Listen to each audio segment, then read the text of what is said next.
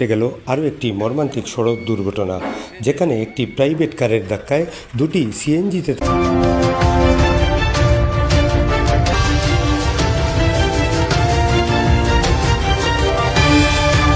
বেপরোয়া গতির কারণেই দিন দিন বেড়ে চলেছে সড়ক দুর্ঘটনা। খালি হচ্ছে শত শত মায়ের বুক।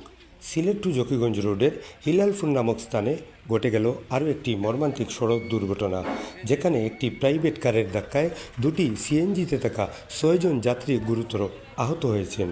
আহতদেরকে চিকিৎসার জন্য Sylhet MAG Osmani medical college হাসপাতালে প্রেরণ করা হয়েছে। প্রত্যক্ষদর্শীদের মতে, প্রাইভেট কার ওভারটেক করতে গিয়ে দুটি সিএনজির সাথে সংঘর্ষে লিপ্ত হয়। ভিডিওটি শেয়ার করবেন। ধন্যবাদ।